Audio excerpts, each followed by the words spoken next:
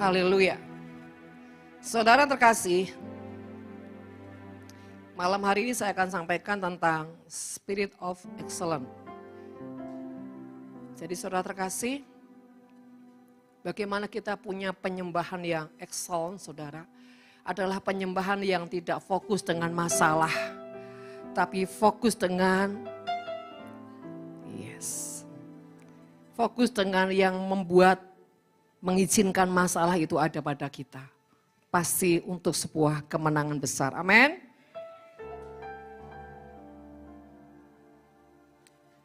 Saudara, the heart of worship, inti daripada sebuah penyembahan itu harus kita mengerti. Penyembahan yang sejati adalah bicara tentang pribadi yang punya pendudukan diri kepada pribadi yang disembah. Jadi saudara kasih, penyembahan sejati itu berbicara tentang pribadi yang menyembah, punya pendudukan diri kepada pribadi yang disembah. Jadi kita punya pendudukan diri kepada Tuhan. Itulah penyembahan sejati. Penyembahan sejati itu bukan bicara lagu atau musik yang seringkali saya sampaikan, tetapi bicara tentang perjalanan. Perjalanan hidup bersama-sama dengan Tuhan. Ya, sebuah journey, sebuah perjalanan yang hidup bersama-sama dengan Tuhan. Nah, saudara, bagaimana kita punya perjalanan hidup, saudara, bersama Tuhan? Kalau kita nggak selalu jalan sama Tuhan. Yang perlu kita pikirkan bagaimana kita bisa berjalan selalu, setiap saat bersama-sama dengan Tuhan. Nah, saudara, sebuah penyembahan yang sejati adalah bicara tentang perjalanan hidup bersama Tuhan dan apa yang sudah kita berikan kepada Tuhan. Sekian lama berjalan sama Tuhan tuh apa yang sudah kita berikan kepada Tuhan. Itu yang harus kita pikirkan. Dan seringkali saudara, penyembahan itu atau penyembahan kita seringkali mudah sekali ya dinodai oleh setiap sifat-sifat atau tingkah laku kita yang seringkali tidak menyenangkan hati Tuhan. Sekali lagi saudara, penyembahan bicara perjalanan hidup kita bersama Tuhan. Saudara yakin saudara berjalan bersama Tuhan tiap hari? Yang yakin coba angkat tangan. Yang yakin pasti banyak saudara liku-liku hidupnya. Liku-liku karena taat, bukan karena berontak, bukan karena asal-asalan. Tetapi ketika engkau taat dengan Tuhan selalu ada banyak liku-likunya. Tapi bukan liku-liku laki-laki saudara. Ya, liku-liku tuh artinya kalau berjalan sama Tuhan tuh pasti ada banyak perjalanan yang rahasia, perjalanan yang misteri. Tapi kita punya sikap yang selalu taat dan rela saudara. Ya. Nah, yang seringkali mengotori, menodai seorang penyembah adalah pertama ada sifat kesombongan. Ya, sikap hati yang sombong, yang egois, saudara. Ini juga ada pada seorang penyembah. Iya. Jangan dikira saudara seorang penyembah itu pasti hidupnya aman-aman saja. Memang seharusnya begitu saudara ya. Tetapi kenyataannya banyak penyembah itu saudara punya sikap atau hati yang dikamiri dengan kesombongan, dengan keegoan saudara. Kenapa? Karena dia merasa dirinya apa? Hebat. Suci katanya Tanti. Saudara terkasih, kesombongan itu seringkali saudara virus yang tanpa sadar ya menyusup kepada jiwa orang-orang yang tidak menjaga hatinya. Tidak menjaga kerendahan hati. Ya. Tolong jangan dicas di situ ya Bu, karena nanti pengaruh di kamera. Ya. Oke. Saudara terkasih, bisa minta tolong di pengertian nggak apa-apa. Ya. Mari kita belajar begini, memahami setiap jiwa kita ini kalau kita tidak kontrol, ya, tidak rajin, ya, membersihkan, maka kotoran-kotoran itu akan gampang sekali, saudara, mengotori jiwa kita. Seringkali manusia itu hanya taat, tapi tidak menyertakan hati. Contoh, saudara ya, doa pagi taat. Saudara taat nggak doa pagi? Lumayan lah Bu ya. Walaupun yang di Instagram. Selamat pagi Roh Kudus. Yang doa pagi apanya? handphonenya. Orangnya apa? Tumbang dalam roh. Jadi nanti yang masuk surga siapa? Handphonenya. Karena rajin selamat pagi Roh Kudus. Saudara terkasih, hati-hati dengan setiap kegiatan rutinitas yang bersifat agamawi, yang bersifat rohani. Hati-hati. Seperti gini, hati-hati kalau kau makan. Cimol dimakan, apalagi? Hah? Makanan jajan-jajanan tuh loh. Gorengan. Apalagi? Telur gulung. Nah, anak-anak muda biasanya suka jajan-jajan yang begituan. Padahal tahu itu enggak sehat. Padahal tahu itu enggak benar. Ya. Tapi karena enak, tutup mata.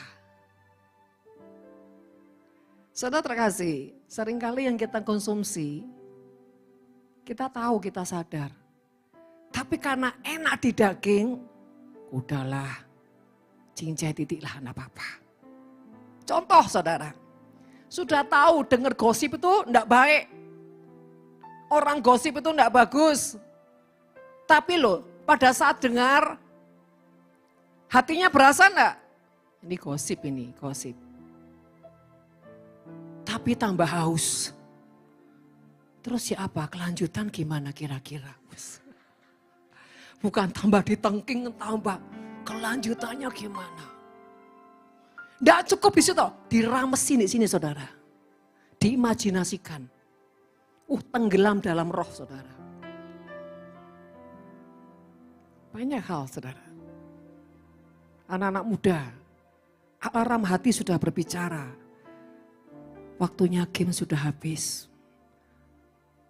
Tapi daging bilang gini, saatku belum tiba. Ada banyak peperangan-peperangan di jiwa. Yang seringkali kita nggak bisa apa? Menaklukkan.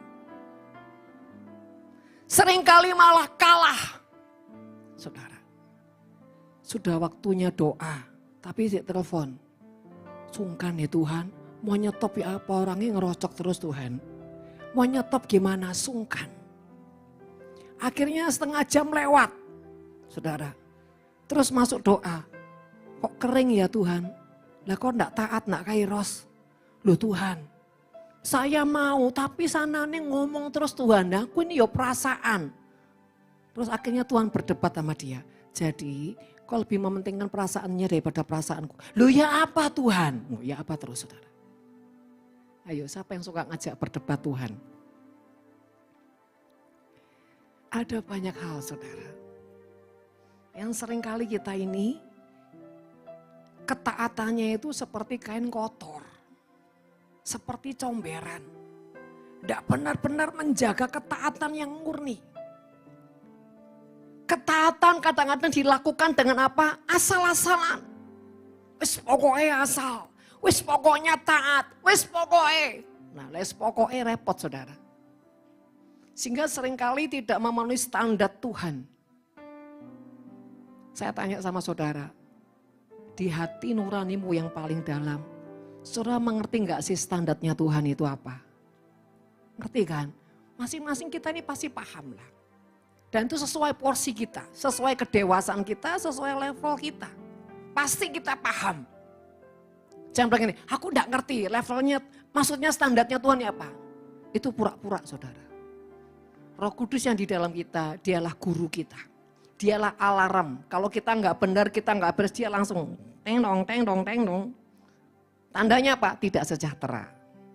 Contohnya kalau ibu-ibu ngomong, Roh Kudus wis toh, tadi wis tak bilang wis diem, ndak usah diladeni. Tapi terus alarmnya teng dong, teng dong, teng dong, ndak direken alarm saudara. Nanti taatnya sudah lewat jamnya. Ya wis, ya apalagi suruh taat mek Tuhan, suruh mingkem, tapi semua di luar saudara. Mingkemnya udah telat. Saudara, yuk belajar. Belajar kita ini tidak menodai setiap ketaatan. Dan itu adalah penyembahan, saudara. Menjadi seorang penyembah itu tidak boleh ada keangkuhan, kesombongan. Dan seorang penyembah itu harus bisa mengontrol diri, menguasai diri, dan punya sikap kerendahan hati. Kalau ini menjadi gaya hidup, maka engkau tidak akan susah untuk menyembah Tuhan, saudara. Tapi kalau ini kau tidak punya standarnya, engkau akan susah. Engkau akan terus mengapa ya, setiap kali nyembah peperangan dulu, setiap kali menyembah peperangan, capek. Energinya buat apa? Perang.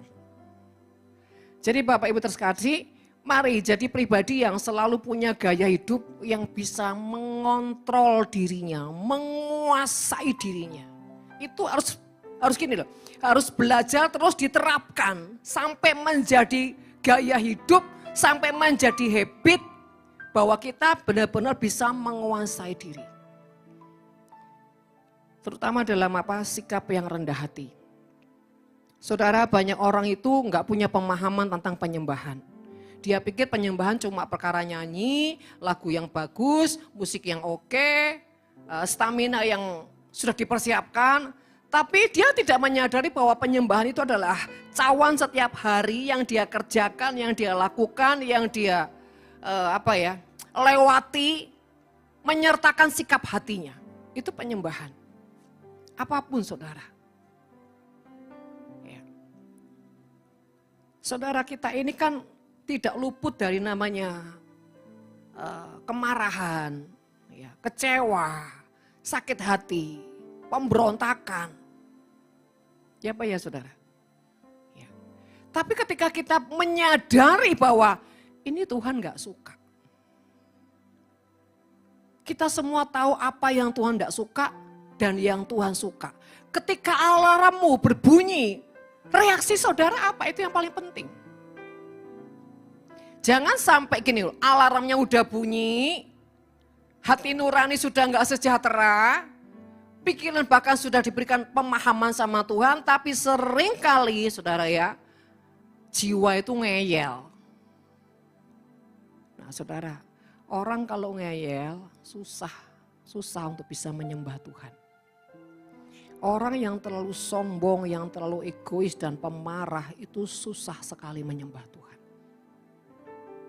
Jadi saudara kasih, mari belajar menjadi pribadi yang bisa mengontrol diri, menguasai diri. Sehingga ketika engkau bisa melakukan hal itu, engkau akan dengan sangat mudah punya sikap yang rendah hati.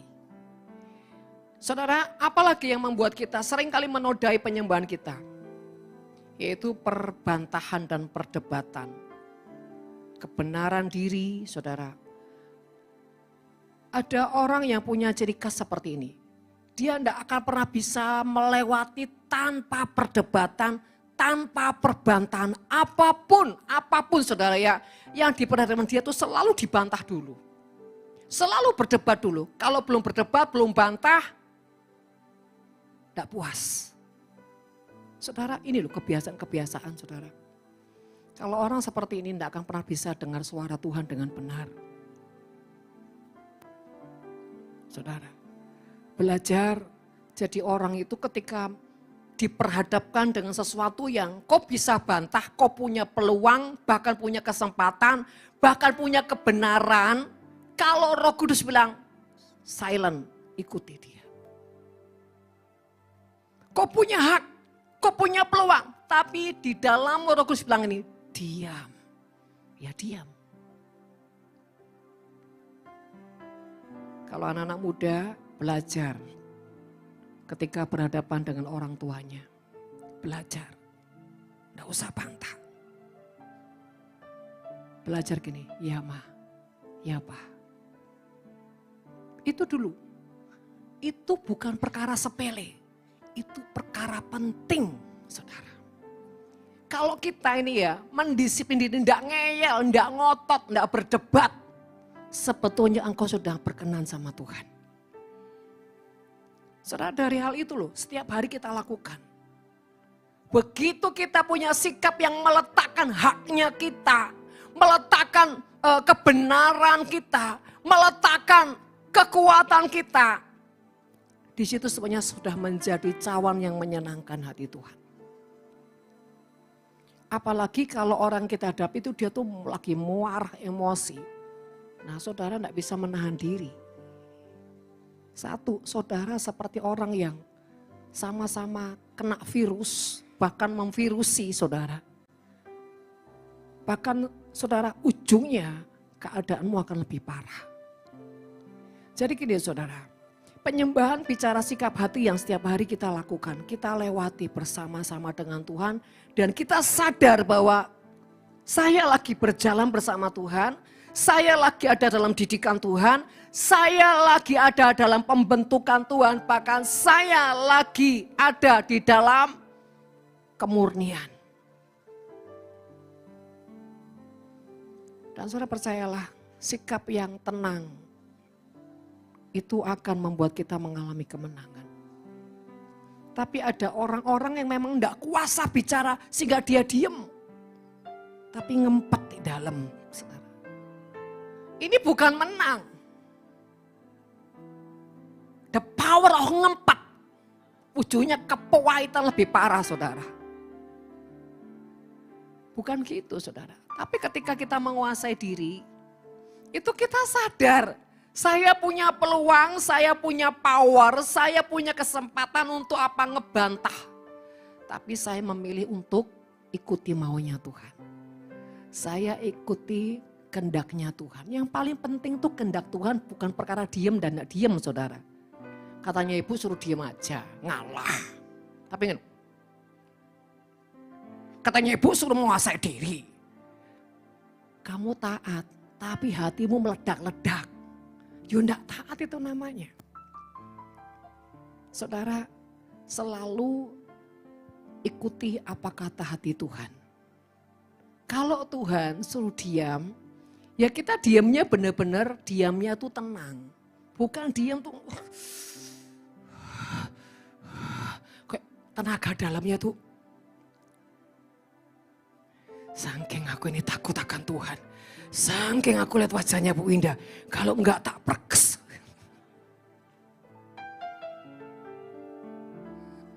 Saudara tahu enggak?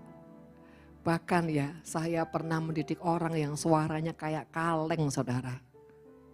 Kaleng itu kan kalau kelontang-kelontang gitu ya. Ibarat dia nyanyi itu aduh orang stres saudara.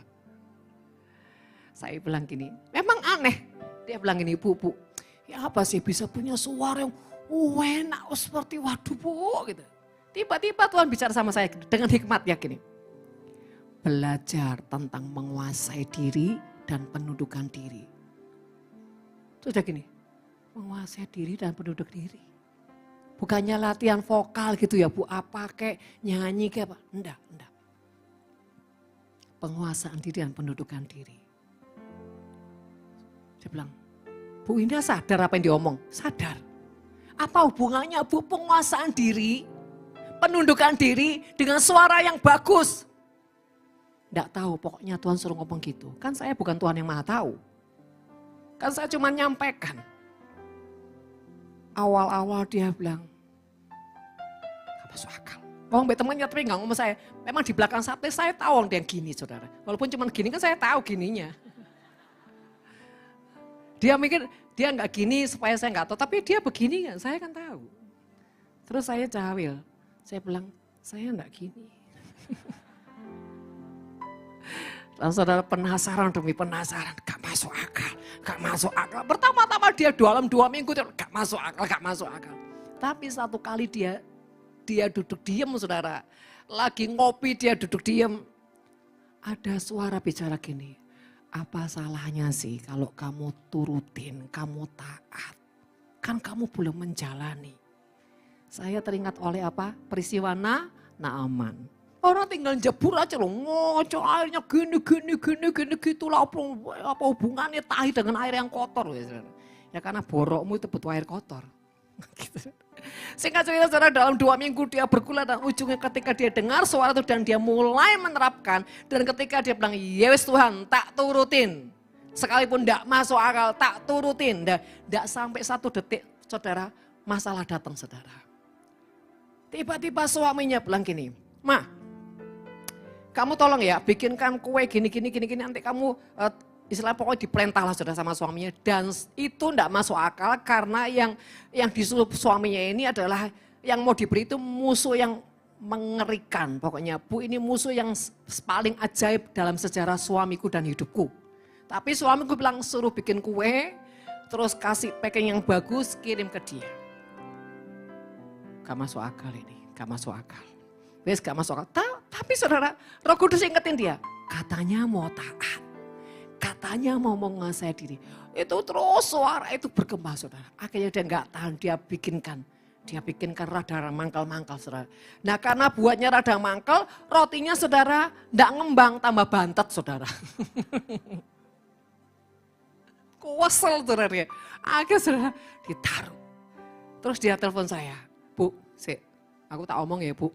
Aku tadi dia cerita dari awal sampai akhir. Intinya gini, saya ini taat Bu, tapi kenyataannya kenapa hasilnya seperti ini?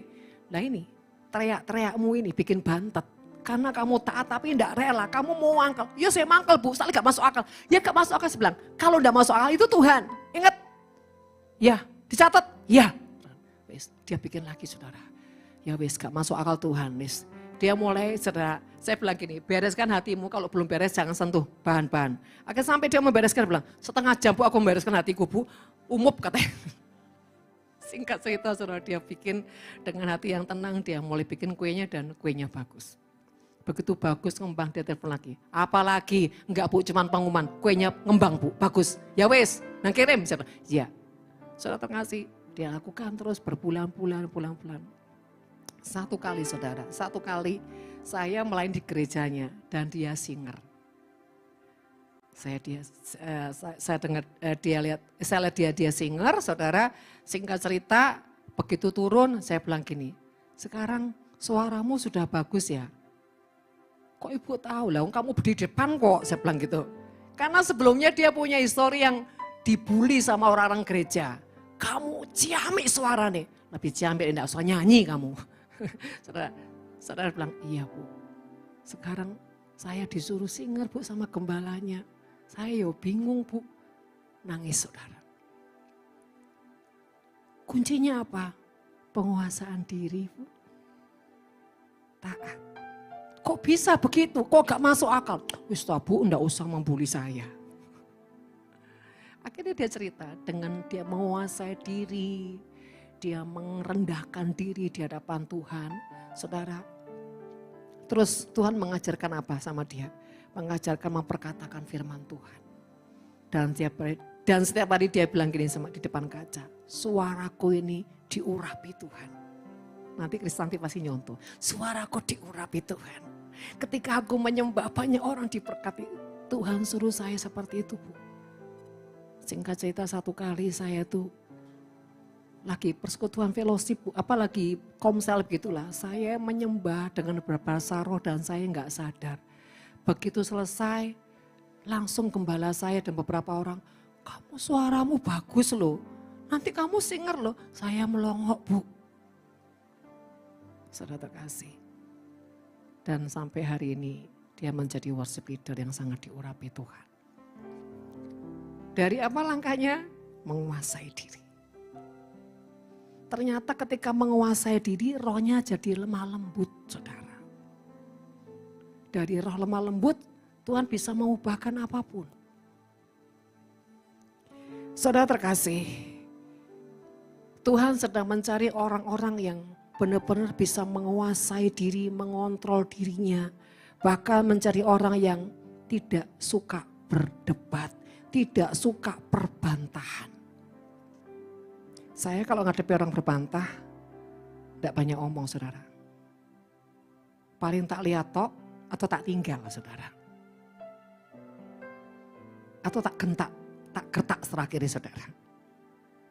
Karena bagi saya orang yang suka berdebat, berbantah itu virus. Kalau kau punya kebiasaan seperti itu menjadi kebocoran dalam dirimu. Apapun yang kau kerjakan tuh banyak kebocoran saudara. Dan Tuhan gak berkenan sama orang yang suka berdebat, suka berbantah. Tapi Tuhan suka dengan orang yang dalam hal apapun saudara, asal itu kebenaran yang dari Tuhan, belajar berkata, ya dengan rendah hati. Ya, gimana Tuhan, saudara? Gimana Tuhan di hati setiap kita? Ya, jadi saudara terkasih, yang kedua adalah hindari perdebatan, perbantahan. Ya, dan hindari saudara sebuah kebenaran diri yang terus diargumentasikan terus kebenaran diri. Yang ketiga adalah orang yang selalu mengasihi diri. Orang mengasihi diri saudara ya. Enggak satu kali, saya sering kali saudara ya. Memperhatikan seorang penyembah. Kalau dia itu orang yang suka mengasihi diri, penyembahannya saudara ya. Itu spiritnya akan mengimpartasikan roh melo. Meratap, mengeluh, bersungut-sungut. Spiritnya akan seperti itu. Dan saudara, ciri-ciri orang yang mengasihi diri ketika dia menyembah, saudara ya. Itu wajahnya enggak tambah kelihatan cerah, enggak kelihatan seperti bersinar, saudara. Tapi semakin seperti suram. Semakin kelihatan jelek, enggak bersinar. Saudara. Orang kalau jiwanya dikuasai dengan yang namanya mengasihi diri. Melo, bersungut-sungut saudara ya. Itu pasti wajahnya tuh enggak enak dilihat itu enggak enak saudara. Kayak ya gimana ya, enggak bersinar lah. Terus kebanyakan gini. 100% suka gini pasti. Enggak mungkin enggak. Kedua, tutup mata terus. Kenapa? Dia fokus dengan jiwanya. Penyembah seperti ini yang akan bisa berkenan di hadapan Tuhan. Karena apa? Dia sedang menyembah berhala hidupnya, yaitu apa? Mengasihi diri. Saudara hati-hati, banyak spirit manipulasi yang seringkali mengotori jiwa sehingga kita tuh tidak pernah bisa membawa penyembahan-penyembahan yang murni saudara di hadapan Tuhan. Penyembahan dengan kemarahan, penyembahan dengan motivasi, bahkan penyembahan dengan show off, waduh. Supaya orang lihat dia tuh wow. Wah ini saudara, kalau sudah seperti ini seperti penyembahan apa? Lucifer. Mencari pengagungan atas manusia. Dan biasanya orang-orang seperti ini apa? Show off. Jadi Bapak Ibu terkasih, hati-hati yang ada di jiwa kita ini. Jangan gampang terkamiri. Kita harus rajin membersihkan sesuatu yang di jiwa kita. Karena di dalam jiwa ada apa? Roh. Saudara, yang terakhir adalah orang yang seringkali menjadi pribadi yang menodai penyembahan karena dia tidak memiliki mezbah doa. Orang yang tidak punya mezbah doa, penyembahannya itu seperti kosong. Karena orang yang punya mezbah doa, setiap hari hidupnya pasti melewati didikan Tuhan. 100% pasti melewati didikan Tuhan, tidak mungkin tidak. Mezbah doa. Artinya bukan cuma kau berdoa pagi-pagi hari. Begitu kau keluar dari mezbah itu, begitu kau keluar dari ruang doa itu, pasti kau menghadapi apa? Korban-korban yang kau letakkan. Salah contohnya saudara, begitu keluar dari ruang doa, ngadepi anak sing ngweseli akhirnya apa? Sabar. Itu udah korban namanya. Tiba-tiba ngadepi anak sing morat-marit, bangun tidur lempar selimut. Wih kamar koyok kacau balau ya saudara. Sabar. Diingetin. Bu ya ranjangnya itu dibenar. Wis sama, dosa cerewet mak. Telat ini. Wis sabar.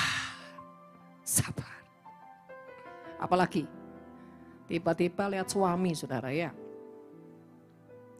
Mukanya menjungreng. Kenapa toh Pak? Wis kau cari ikut, kau ikut. Loh ditanyai kenapa kok enggak usah ikut-ikut. Terus bawel, itu doa sana lo. Sabar. Saudara terkasih.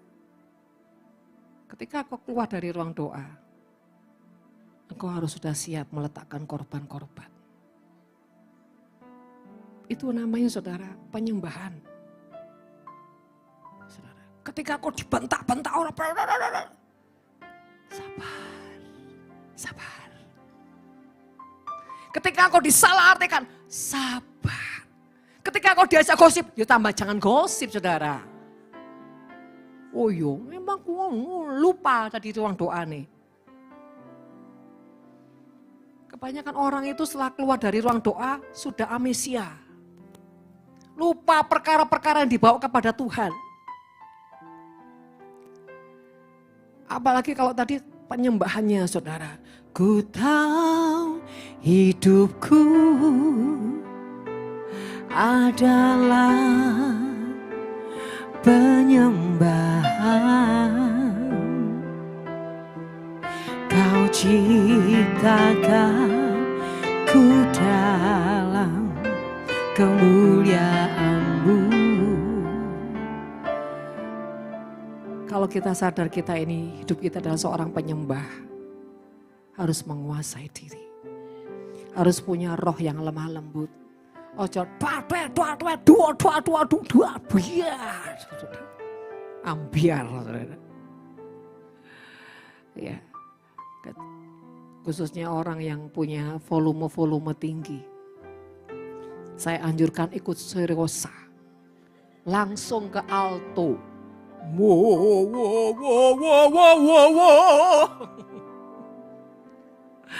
Orang sing wah aku lek gak ngoceh bu gringgingan mulutku. Ikut seriosa. Daripada dosa. Mending ikut seriosa. Kalau bapak-bapak itu enggak cerewet. Saudara. Tapi cuek. Enggak cerewet tapi cuek.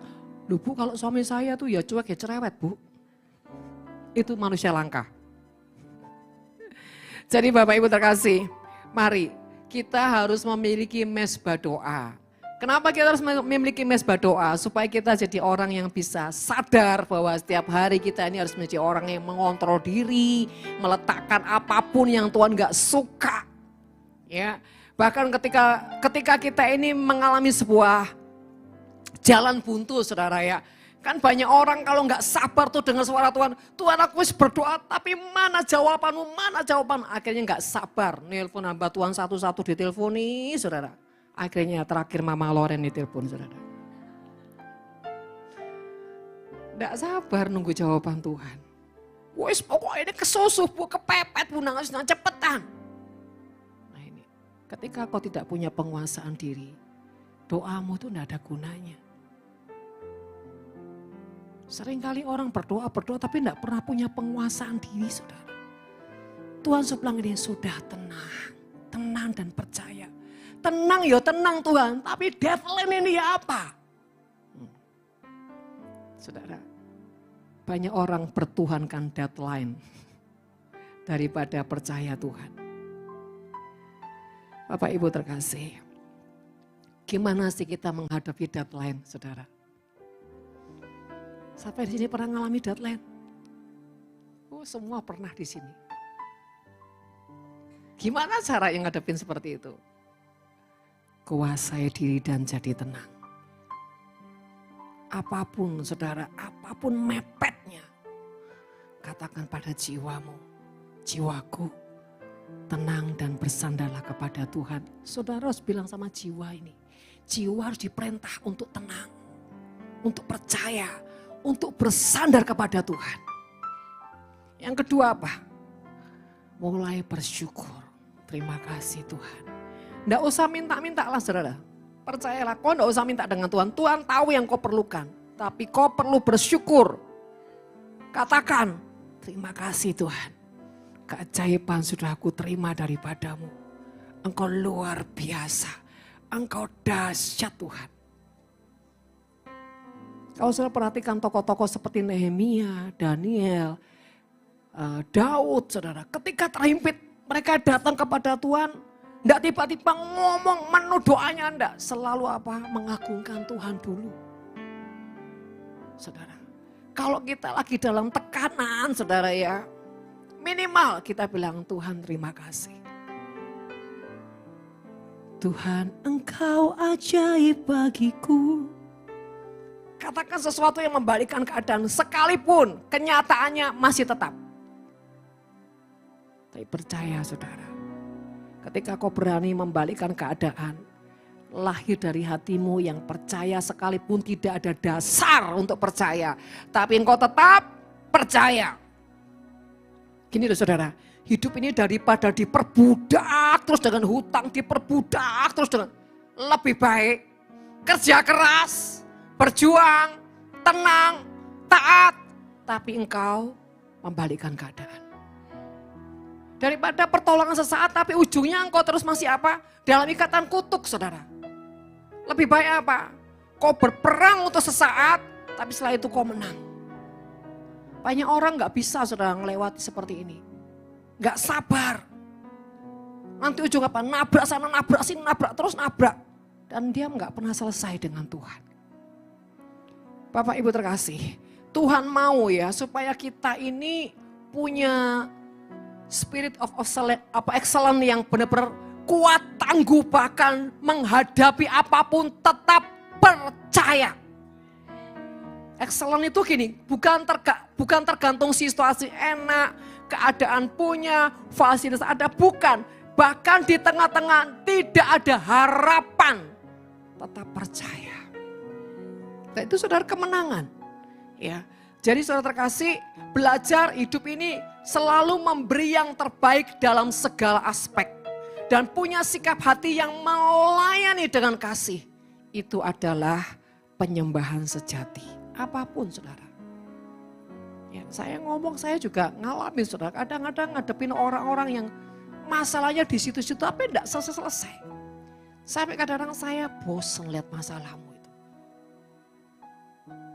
Bukan bosan apa ya, kadang kita kasihan kalau lihat orang tuh cuma di situ terus itu kayak apa ya? Bangkit enggak, apalagi tumbuh dan berbuah ya enggak. Kenapa? Karena enggak punya tekad. Kadang saya tuh sering kali ngomong, saya pernah di ranah seperti dirimu, saya pernah di posisimu. Tapi kan ibu hamba Tuhan, udah repot saudara. Jadi hamba Tuhan maksudnya apa? Kemana-mana dapat angpo, gitu tah? Otak itu bilang selalu kemana-mana dapat angpo. Saya bilang saya hamba Tuhan yang enggak jual Tuhan. Saya bilang. Bahkan seringkali ngosongkan saudara rekening tabungan saya hanya karena taat. Tapi hati percaya. Selalu ujung-ujung, iya soalnya kan ibu hamba Tuhan banyak dikenal dan terkenal. Terus saya ikut rumus Cik Jenny, terus. Enak saudara yang terus sampai tidak bisa ngomong, terus. Ya gampang dapat duitnya, tinggal doa langsung ada aja yang transfer. Nah ini saudara, kalau sudah punya mental block seperti itu susah. Orang seperti ini nggak akan pernah bisa diajak bicara dan tidak pernah bisa dididik dengan pengertian. Dia lebih mencintai berhala hidupnya yang terus menguasai dalam kutuk daripada apa? Percaya Tuhan.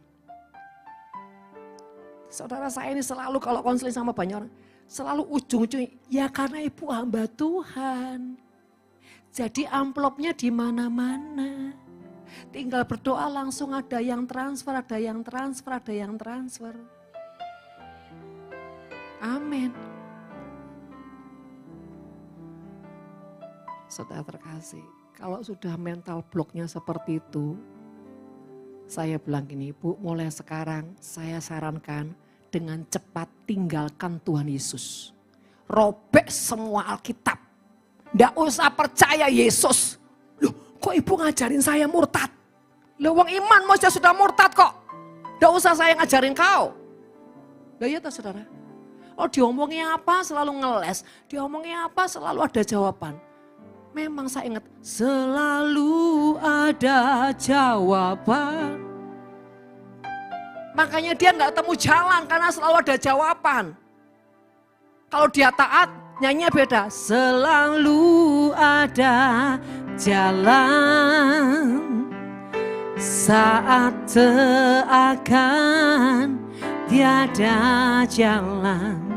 Sebab Tuhan ada di depanku, membuka jalan bagiku. Coba lembantang ngeyel.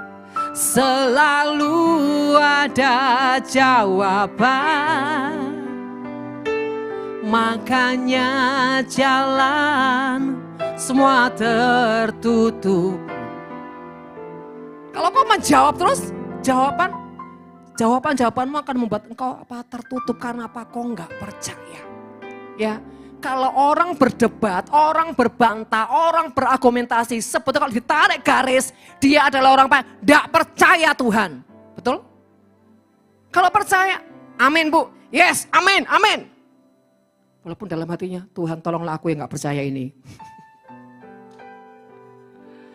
Kasihan loh saudara, orang kalau terus berkutik di kutuk itu mengerikan saudara. Dan saya sering kali ngomong, kalau kau nggak menang, anak-anakmu juga nggak bisa menang, percayalah. Betul lah saudara, Bapak Ibu. Kalau kita nggak menang, anak kita nggak bisa menang. Karena dia mewarisi apa yang ada pada kita. Makanya orang tua harus lebih punya kedewasaan rohani. Harus lebih cinta Tuhan, harus punya pengorbanan-pengorbanan yang ujungnya itu apa? Membayar untuk anak-anakmu. Jadi Bapak Ibu terkasih, mari penyembahan itu sekali lagi kehidupan yang setiap hari kau berjalan dengan Tuhan dan kau sadar kau meletakkan semua tentang hal-hal yang tidak berkenan di hadapan Tuhan. Apa itu? Karakter, sifat, zona nyamanmu, kebiasaan-kebiasaan burukmu semua harus diletakkan di mezbah Tuhan. Nah, saudara terkasih, orang yang punya sifat atau roh penyembahan, selalu dia akan memberikan yang terbaik dan melayani dengan sikap rendah hati. Itu ciri khas orang yang punya penyembahan sejati. Apapun yang dia perbuat selalu yang terbaik, yang terbaik, yang terbaik. Kenapa? Dia tahu ini bukan untuk manusia, ini untuk Tuhan. Makanya dia nggak berani sembarangan. Dia nggak berani meremehkan. Dia tidak berani KKN, tidak berani manipulasi karena dia sadar sesadar-sadarnya ini untuk Tuhan, bukan untuk manusia. Dia tidak mau melakukan sembarangan. Bahkan belum cukup sampai situ, dia punya sikap hati yang mengasihi. Jadi melakukan bukan karena terpaksa, tapi karena ada hati yang mengasihi, melayani dengan kasih. Kenapa dia melayani dengan hati yang penuh kasih? Karena dia tahu sekali lagi kasih itu milik Tuhan. Dengan demikian saudara, dia adalah orang yang menjadi penyembah sejati yang menyenangkan Tuhan. Bapak Ibu terkasih, mari setiap ketaatan kita bersama Tuhan, kesetiaan kita, apapun itu pokoknya saudara. Semua bicara unlimited dalam hidup kita. Yuk warnai, garisi semua tentang semua yang kita lakukan itu hanya untuk Tuhan. Untuk Tuhan, untuk Tuhan, dan untuk Tuhan. Kalau kita selalu orientasinya kepada Tuhan, maka saudara tanpa sadar, roh takut akan Tuhan membuat kita bertumbuh dengan sangat kuat. Roh takut ini akan semakin bertumbuh bahkan berakar kuat sehingga kita nggak akan lagi dengan terpaksa menjauhi apa yang Tuhan tidak suka dan melakukan apa yang Tuhan suka. Karena apa? Roh Tuhan menyatu di dalam kita, ujungnya akan mengubah kita. Bahkan selera-selera Tuhan secara otomatis menjadi seleranya kita. Ya, seperti di Nafiri ini. Kebanyakan saudara mayoritas di Nafiri ini tidak punya dunia lain.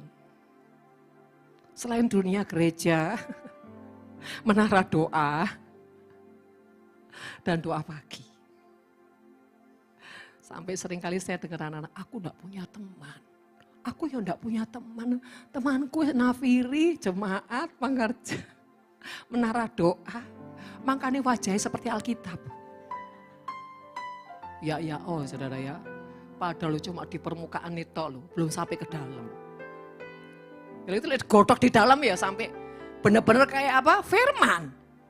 Bukti ini sik mau cucu ya, sik berontak, sik apalah gondoan, apalagi bantah.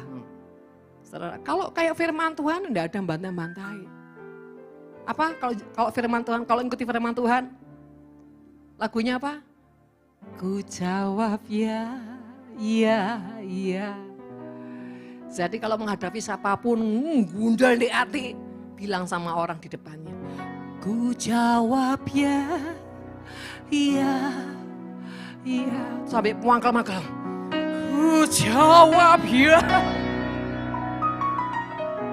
Dari muangkel menguasai diri sampai lunak hatinya. Iya, iya. Nangis. Kenapa? Supaya bisa berkenan sama Tuhan. Nanti lama-lama jawab lagi sudah enggak kebelet kayak mau ngeluar. Tapi benar-benar ikhlas. Ya, seperti sampai kayak Bu Nini itu pegang pipinya Pak Guanto. Ku jawab ya, iya, iya. Udah dikuwesel mangkel, tapi harus lakukan firman Tuhan. Ingat wajah saya lagi, bukan ingat wajahnya Tuhan. Ya wis lah Tuhan. Aku mau menjadi pelaku firman Tuhan. Dipanggillah suaminya. Ditaruh di depannya. Bertemu muka dengan muka. Sambil bermazmur. Ku jawab ya. Iya. Iya, Roh Kudus ingat kenapa mendidik. Ya wes, ku jawab ya. Coba tanya Bu Nini. Pak Guanto langsung. Ya wes toh. Ya wes. Senyum. Tapi ono gengsi nih titik. Kenapa ya orang laki itu selalu jaim gengsi? Kenapa sih Pak? Hah, Pak? Hah? Kulaannya di mana Pak gengsi? Istrinya sudah meluluh saudara ya. Tapi Pak Guanto kadang-kadang gengsi.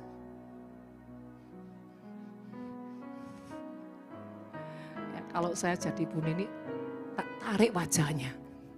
Lihat diriku, kekasihku, jantung hatiku. Langsung dicium. Gitu. Pasti tidak jadi gondok. Jadi tersenyum. Saudara terkasih, hal-hal yang terkecil itu pun juga menjadi penyembahan.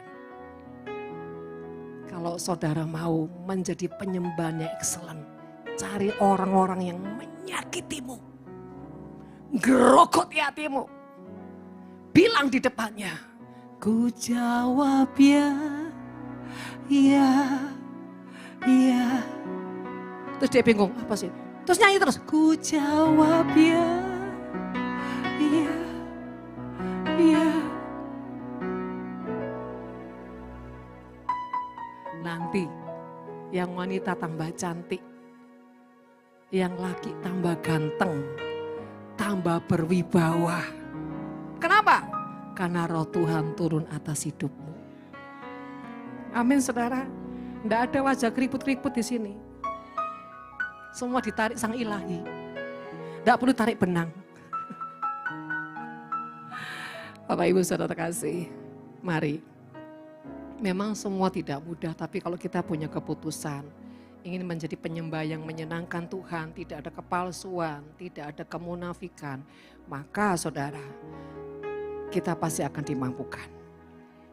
Dan saudara terkasih, menjadi penyembah yang excellent itu adalah di mana kita selalu hidup di atas rata-rata.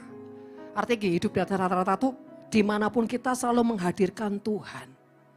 Gimana sih cara kita menghadirkan Tuhan? Setidaknya saudara, kita jadi orang yang tidak kompromi. Di tengah orang-orang yang bergosip, di tengah orang-orang yang pelin-pelan, kita jadi orang yang tetap berdiri atas kebenaran. Itu menghadirkan Tuhan. Kedua, menjadi orang membawa damai sejahtera, bukan perpecahan. Kita enggak boleh jadi orang yang menimbulkan perpecahan. Orang sudah benci, sudah jahat, sudah enggak suka, tambah kita bumbuin. Iya pancen itu memang kok memang. Tambah bumbunya tambah nambah. Bukan tambah dibersihkan, tambah dinetralkan, tambah dikasih racun. Bukannya tambah, sudahlah Berhenti ngomongin si A. Udah doakan saja. Harusnya kan gitu. Enggak. Oh ya. Terus siapa ceritanya? Pancen kok. Memang tak lihat deh ini ya. Pancen penipu. Memang dia itu jahat. Tambah. Kerasukan setan saudara-saudara. Terus malaikat bingung. Loh aku lihat engkau di gereja nyembah nangis-nangis loh. Bahasa roh. Memberi. Loh ini kok tambah sekarang? Bingung, malaikat kadang-kadang pusing saudara lihat orang dua pribadi ini.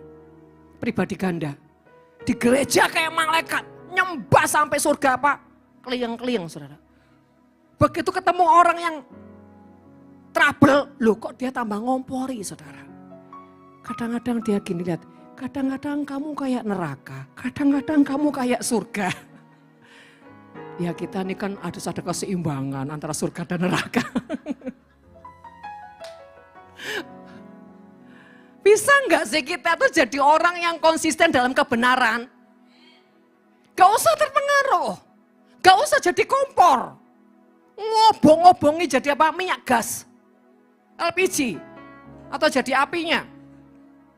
Saudara, saya tanya ketika saudara seperti itu, di luar realnya Tuhan, kebenaran Tuhan. Saya tanya saudara damai nggak sih? Gak damai. Tapi kok tambah diterusin? Enak ya Bu soalnya.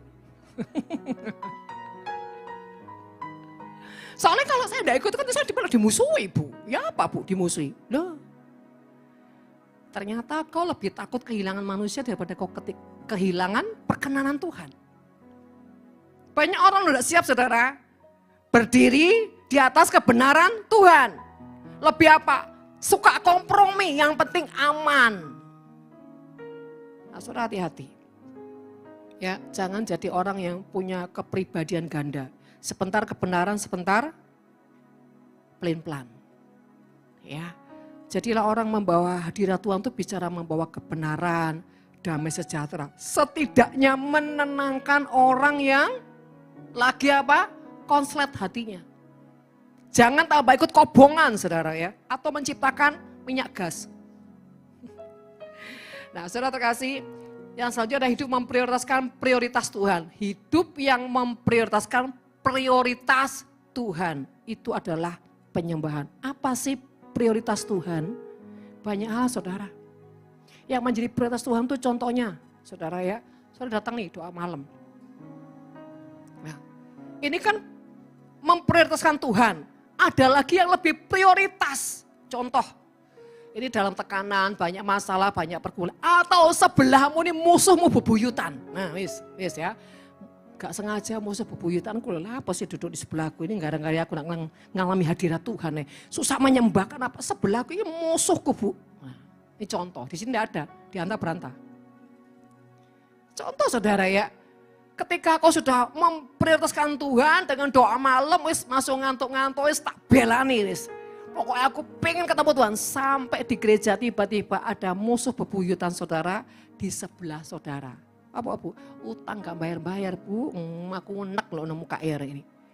Tapi karena kau memprioritaskan prioritas Tuhan artinya sudah enggak usah fokus dengan dia. Yuk berikan hatimu yang terbaik menyembah Tuhan, ini lupakan saja. Pokoknya gimana kau menyenangkan Tuhan, engkau membawa perkenanan Tuhan, itu saudara.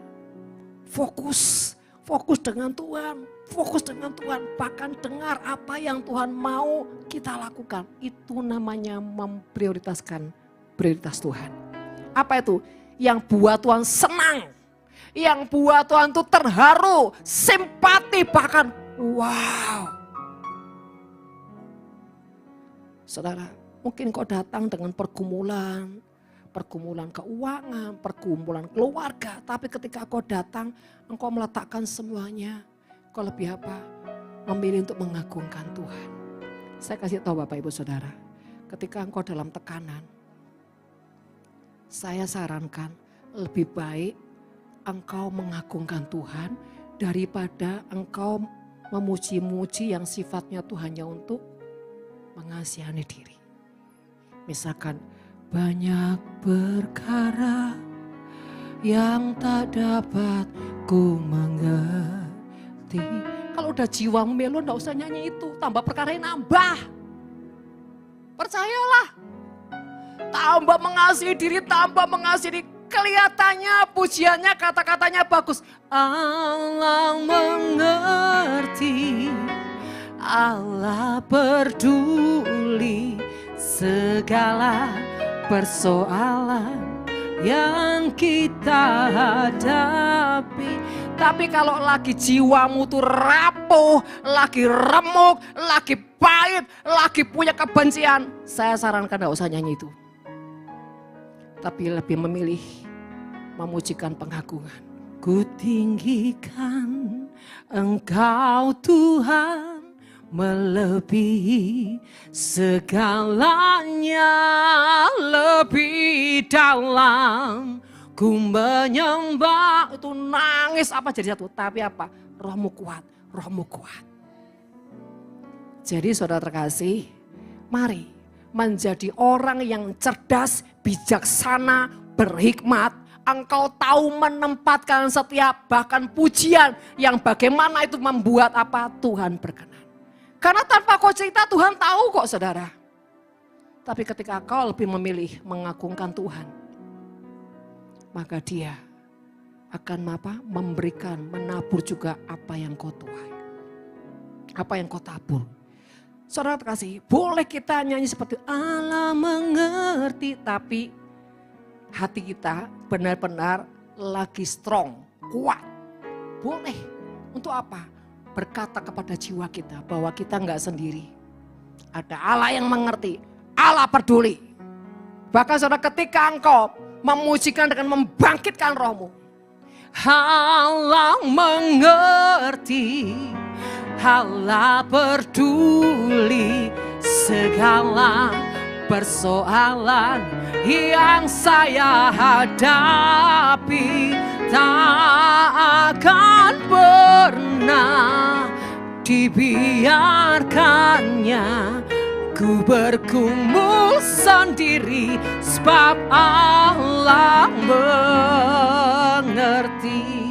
Engkau berkata seakan di jiwamu gini, gak usah terlalu banyak minta doa ABCDEFG, gak usah. Kau bergumul saya sendiri, kenapa? Engkau tahu bahwa Allahmu mengerti, Allahmu peduli. Bahkan gak usah pamer sama media sosial bahwa aku lagi letih, lesu, berbeban berat.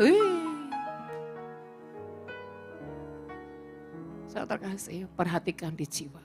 Keadaanmu seperti apa? Kalau sekali lagi keadaan jiwa sudah lagi rapuh, gak usah nyanyi-nyanyi yang berorientasi di jiwamu. Tapi naikkan pengagungan.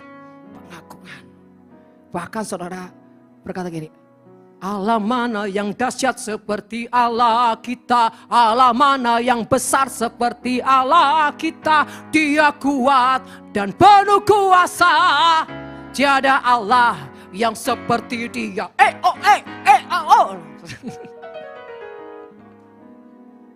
Itu membangkitkan malaikat-malaikat surga. Amin. Iya, itu namanya kuasa membalikkan keadaan. Yes. Lagi kepepet, harus membayar ini, bayar cuah kayak taguhan. Langsung, Allah mana yang besar seperti Allah kita, Allah mana yang dahsyat seperti Allah kita. Dia kuat dan penuh kuasa, tiada Allah yang seperti Dia. Itu saudara. Dia kuatkan jiwa yang dahaga dan girangkan dengan sukacita. Bersorak-sorak hai semua orang yang takut akan Tuhan. Jauh di kanan kirimu, Hosana, Hosana. Saya tanya saudara, apa yang kau rasakan? Kebangkitan kan? Nah itu, kalau lagi saudara nipis keuangan nih, nyanyi gitu. Keluargamu bingung apa? Oh itu, loh ini membangkitkan roh gitu saudara. Jangan malu, Allah yang menundung. Enggak, jangan gitu saudara. Malu-malu gitu saudara ya. Jangan gitu. Bahkan ajak keluargamu saudara, impartasikan roh menari-nari, roh bersukacita. Ya, saudara lihat nanti. Mujizat itu enggak pakai lama. Praktekan. Jadi bilang kanan kirimu, kalau uangmu nipis, bangkit sukacita. Ya. Sama nyanyi. Ku yakin adalah. Tidak ada kuasa, percaya. Mau nangis seember Tuhan tidak akan tergerak, percayalah. Sungguhan saudara. Tambah yang datang itu apa? Iblis. Mana buktinya? Tidak ada yang mengasihi kamu kan? Tidak ada yang mengerti. Tambah. Tidak usah nyanyi seperti itu saudara. Tambah ketika kau lemah itu nyanyi yang sebaliknya. Bagi Tuhan tak ada yang mustahil. Yes. Bagi Tuhan tak ada yang tak mungkin. 100 miliar diberikan padaku.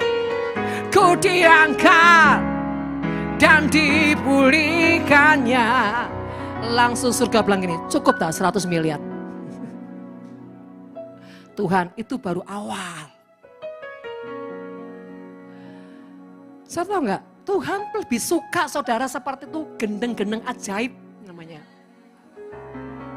Selain menghibur dirimu, menghibur orang yang lain, dan apa? Surga tertawa. Kenapa? Ini loh, bukti orang yang percaya tuh modelnya begini, gak gitu. Yes? Iya, tambah kepepet, tambah gila-gilaan nyembahnya. Gitu loh saudara. Oh, jo aman amin toh. Praktek. Gitu loh saudara. Sebenarnya tujuan Tuhan membuat saudara mengalami kepepet itu supaya seperti itu. Jangan meratap. Ketika kau meratap, Tuhan gak akan dengar doamu, percayalah. Karena tanda kau tidak percaya dengan Tuhan. Tapi ketika kau bangkit gila-gilaan, menyanyi bahkan keras-keras, yang penting jangan berpikir tetangga saudara ya. Asal itu dilepas ini sendiri. Ya. Malah itu membuat surga itu apa? Tidak tahan. Tuhan tuh akan masgul dengan orang-orang yang imannya tuh saudara. Bukan cuma bangkit, berani saudara. Berani menyatakan apa? Kegilaannya. Misalkan nih, Ika kan mau merit ya. Bilang setiap ketemu orang, saya ini diberkati pernikahan saya. Luar biasa, bahagia.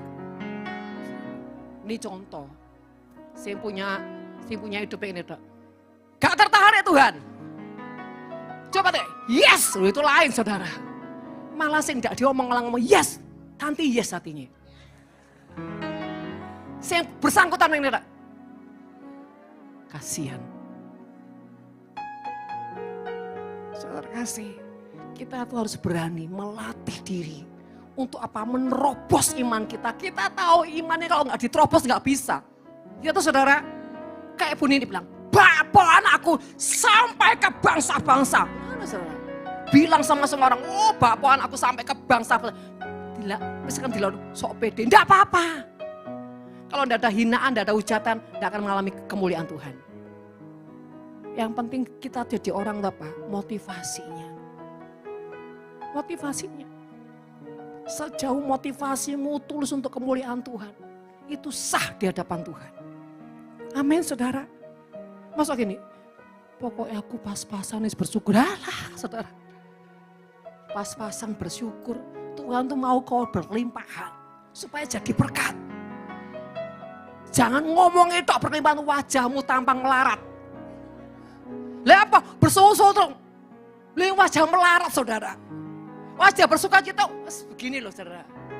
Menantang masa depan tuh wajah sukacita, wajah tampang apa? Diberkati. Wajah monyet aja tidak senang dibilang monyet saudara. Tak bilang iya, berkat itu tidak akan suka dengan lihat orang dekat-dekat sama orang gitu. Percayalah, tidak akan diberkati. Tapi kalau, hai, shalom, senang sukacita, tapi ojo ketawa dewek loh saudara.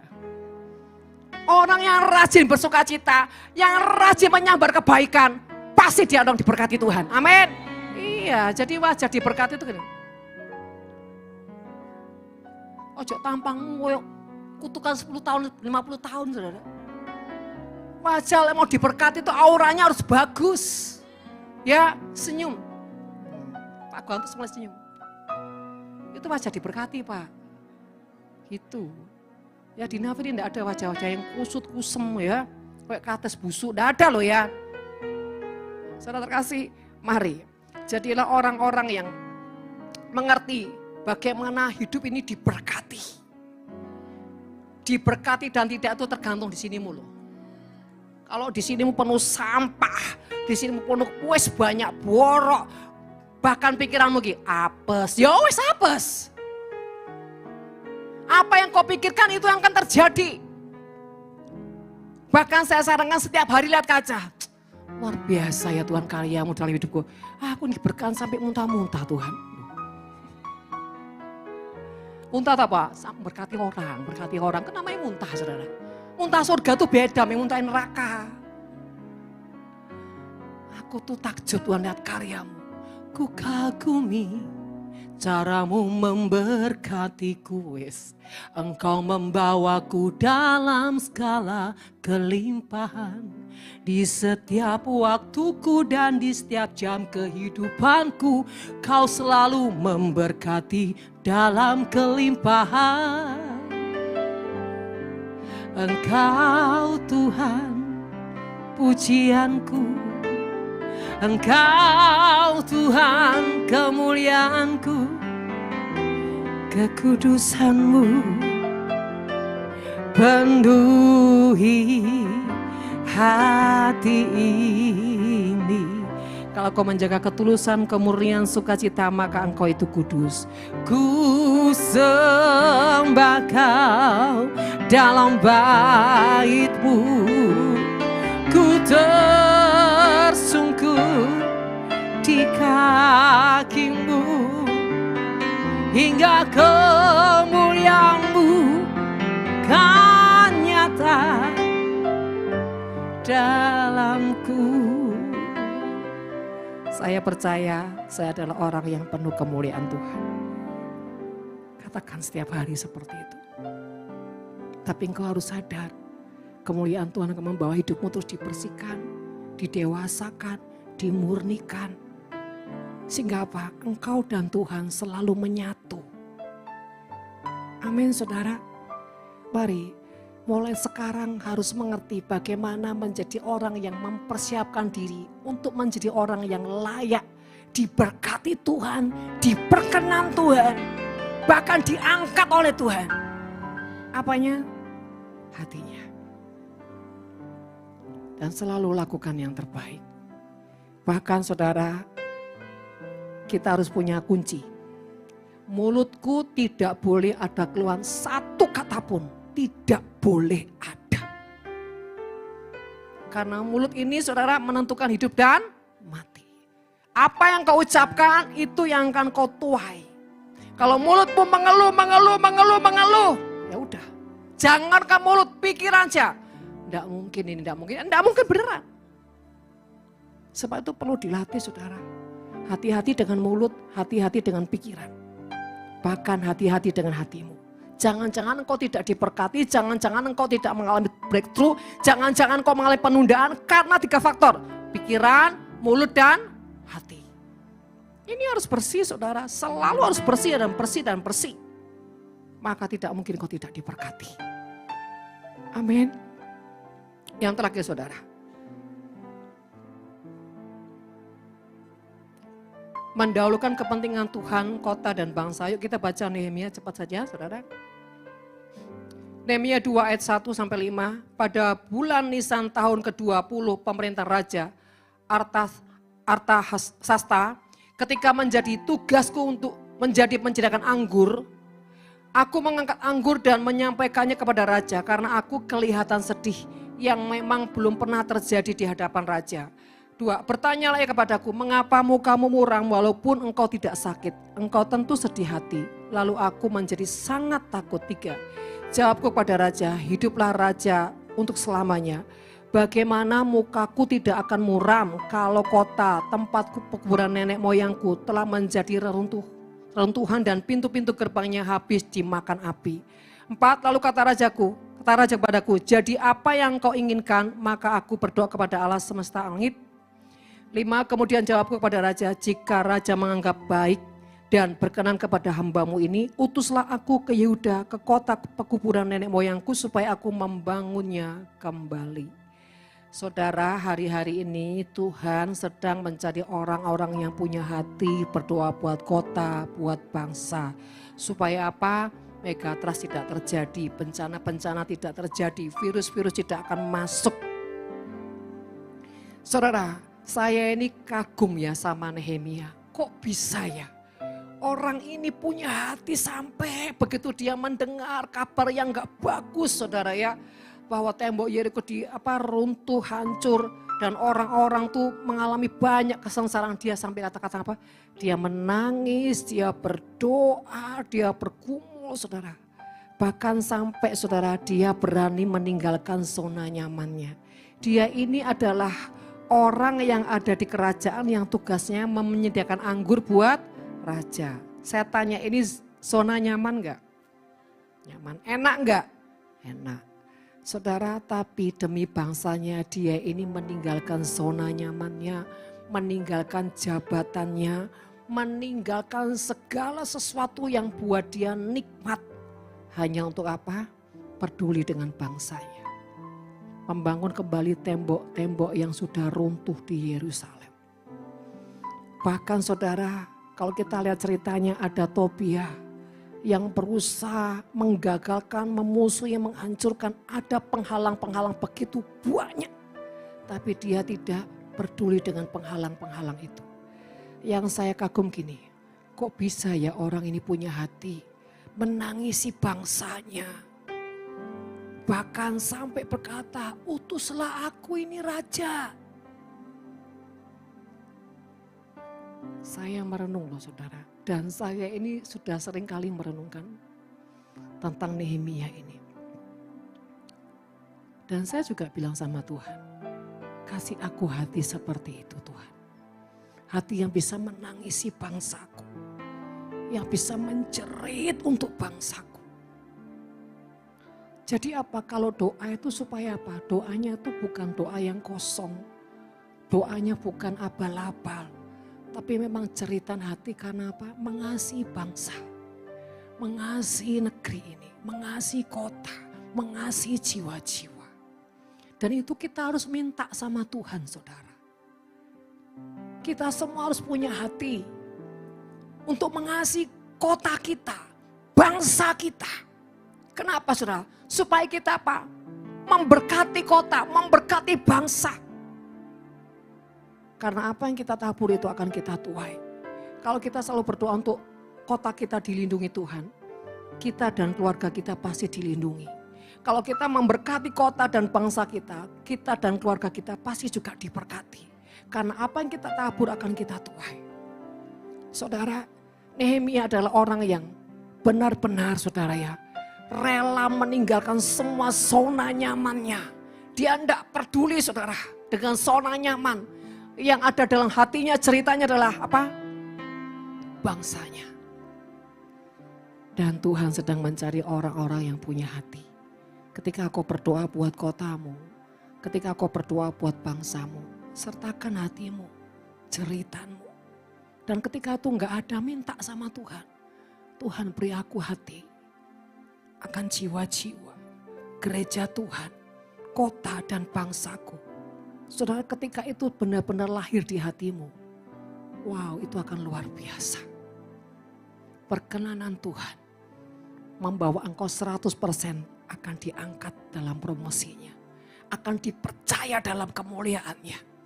Dan dia tidak akan saudara memberikan sesuatu yang sangat biasa-biasa saja. Sekali dia angkat hidupmu, dia akan promosi engkau. Engkau akan takjub dengan karyanya. Saudara terkasih, dunia lagi ketakutan dengan megatrust. Dunia lagi ketakutan dengan virus. Bahkan dengan resesi yang akan terjadi. Gelombang ekonomi akan begitu bertubi-tubi hancur saudara. Kalau kita menjadi orang yang diluputkan, mari belajar punya hati. Berdoa buat pemerintah, berdoa buat kota, lingkungan, bangsa. Dan tanya Tuhan, apa yang harus aku lakukan Tuhan. Saudara, nanti bulan Oktober kita akan bikin bazar pasar murah. Saya lagi punya iman, nanti kita bisa bikin di Kota Madia, saudara. Kita akan bikin untuk skup besar. Kita akan kasih makan 1.000 orang. Saudara, karena itu saudara, yang bisa melunakkan hati Tuhan dan membuat kota kita, bangsa kita terluput dari semua bencana. Mari Bapak Ibu, Tuhan sedang mencari orang-orang yang punya roh excellent. Roh excellent itu orang yang tidak berfokus berpusat pada diri sendiri, tapi lebih memprioritaskan apa yang menyenangkan Tuhan, apa yang memuliakan Tuhan, dan jadi berkat bagi banyak jiwa-jiwa. Saudara, mari rindukan itu. Maka Tuhan akan bukan hanya memberkati engkau, tapi menjamin keturunan demi keturunan. Amin, mari kita kembali menyembah Tuhan.